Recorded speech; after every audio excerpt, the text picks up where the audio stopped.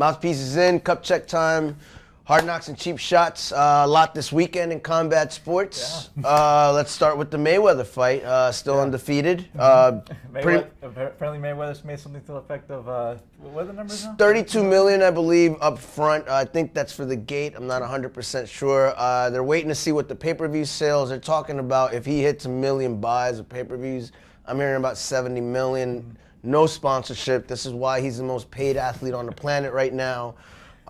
This is why he can have Justin Bieber at ringside with him. Very true. I mean, there's no debate right now that he's clearly table A. But one thing that caught my eye after the fight was apparently Muhammad Ali, the greatest of all time.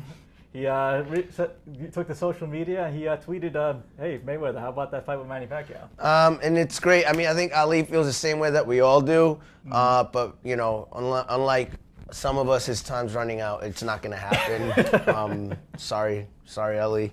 I've said this time and again, it should happen. I mean, here you have now the greatest boxer, arguably, of any generation, calling for this fight to happen. I think that this could be maybe the premier fight in many years. But Floyd Mayweather, Manny Pacquiao, two guys who've solidified their legacies in boxing.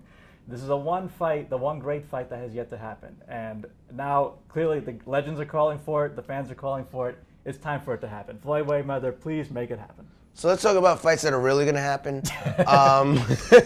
I mean, probably up next is Amir Khan, Marcos Maidana rematch. Khan tried to make his case in the undercard. He beat Luis Collazo. It was, you could argue about how convincing it was. He hasn't been in the ring for quite a while. There's also Maidana. That's the more, I think that's the quote-unquote sexier fight in that people want to see that again. A lot of people scored this fight very weirdly. So what do you think? Well, in terms of, Maidana did really kind of show me something here. This was a closer fight than you see most Mayweather things. He didn't roll over. He didn't die there. He gave a pretty good showing. So if he's made a pretty solid case for himself in terms of getting another shot.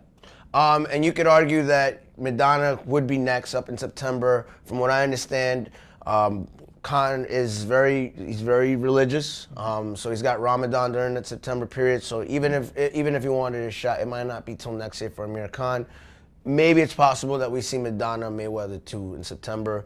Maybe, knock on wood, Pac-Man Mayweather, but I wouldn't hold your breath. Don't hold your breath. So moving on, we got UFC news. Junior Dos Santos recently just got hurt, right? Yes, he hurt his hand in preparation. He had a main event coming up May 31st, headlining in Brazil, I believe for the Ultimate Fighter finale, Brazil. So how does this affect the overall championship picture now? I know that he was pretty high up on that. Yeah, he is. I mean, pretty much he had this fight. This would have maintained him. He's in the top 3 right now. I believe he's number 2 in the rankings. This would have kept him in the conversation for another match against Cain Velasquez. Velasquez has a fight against Fabricio Verdun. From what I understand, he'll be one of the coaches for the inaugural season of the Ultimate Fighter Latin America. It'll be Verdun versus Cain Velasquez. So it would have kept him in the conversation. I think it still does.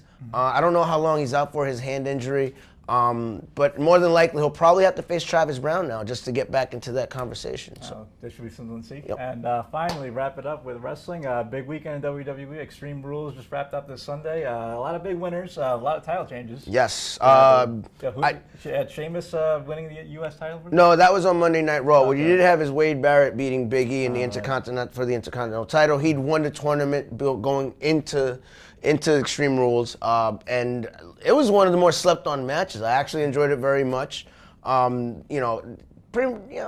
like Barrett. I'm a fan of Barrett. So do I. So he's like a bigger version of William Regal. I always liked William Regal. But he wasn't the only big winner on this pay-per-view. You had a couple of big wins. You had Bray Wyatt pulling off a massive win, maybe the biggest win of his career against John Cena.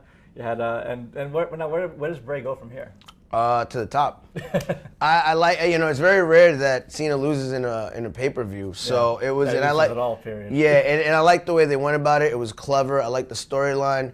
As a friend of mine said, he thinks that Little Johnny's his new favorite wrestler now.